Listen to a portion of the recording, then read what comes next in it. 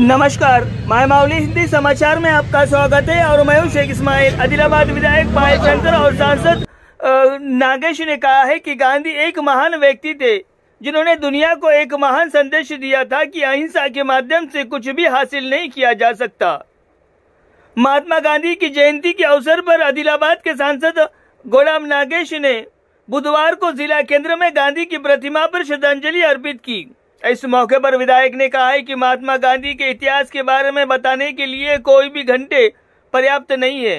उन्होंने कहा है कि विश्व के आदर्श महापुरुष ने देश में जन्म लिया और देश के लिए अपना सर्वोच्च न्योछावर कर दिया। महात्मा गांधी ने सभी को आशा की तलाश में चलने की सलाह दी। बाद में सांसद गुलाम नागेश ने कहा है कि राष्ट्रपिता महात्मा गांधी एक महान व्यक्ति थे जिन्होंने न केवल देश बल्कि दुनिया को शांति का रास्ता दिखाया। आजादी की लड़ाई में देश ने क्या किया? आजादी के लड़ाई में देश के लिए बहुत कुछ किया। कार्यक्रम के नेतृत्व जिला अध्यक्ष ब्रह्मानंद थे।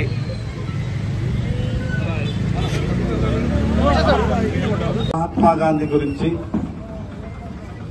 ఎన్ని గంటలు మాట్లాడినా కూడా ఆయన చరిత్ర సరిపోదు।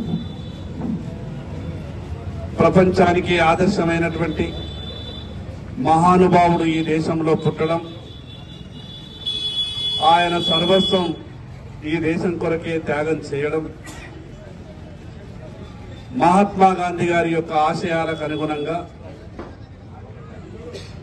ప్రపంచానికి అహింస ద్వారా సాధించలేనిది ఏదీ లేదు అని గొప్ప సందేశం ఇచ్చినటువంటి మహానుభావుడు।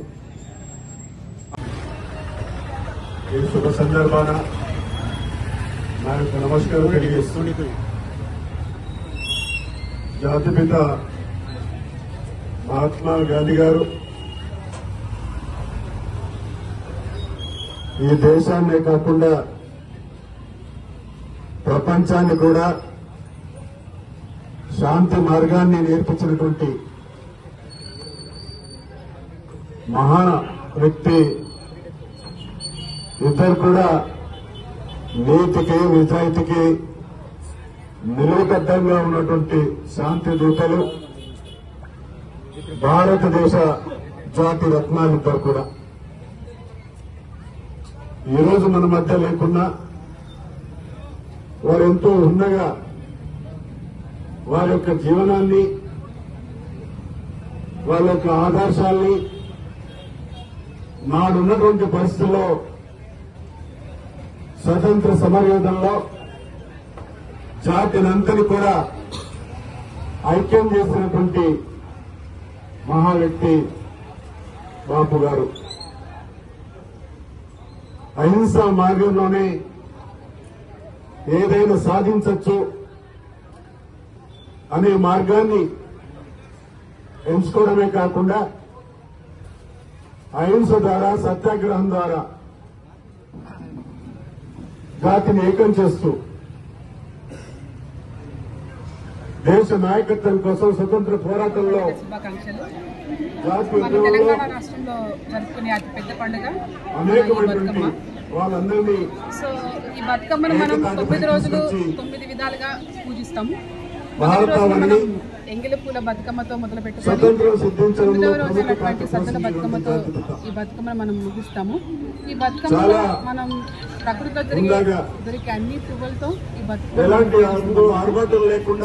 ఈ ప్రకృతి దొరికాయి కాబట్టి మనకి చివరి రోజైన 9వ రోజు మనం ఈ బతుకమ్మను వాటర్లో వదిలేస్తాం। సో ఈ వాటర్లో వదిలివేయడం వల్ల కూడా ఏమవుతుందంటే వాటర్ కూడా ప్యూరిఫై అవుతుంది। ఎందుకంటే మనం ఈ ప్రకృతి దొరికే తంగేడు పువ్వు, గునుక పువ్వు వీటితో మనం తయారు చేస్తాం కాబట్టి బతుకమ్మ।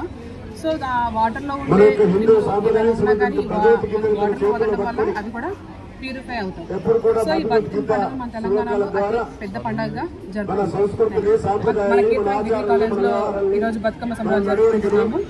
ఇంకా రేపటి నుంచి మనకి హాలిడేస్, మళ్ళీ తిరిగి 14న సోమవారం మన కాలేజ్ మళ్ళీ ఓపెన్ చేసుకుంటాం। ఆ విధమైనటువంటి మార్గాన్ని చూపించినటువంటి వ్యక్తి, వారి ఆదర్శాలని మనమంతా కూడా అలవర్చుకోవాలని लाल बहादुर शास्त्री गुరించి మనకు తెలియని కాదు। జై జవాన్ జై కిసాన్ ఒక నీతివంతమైనటువంటి పాలన సాగించినటువంటి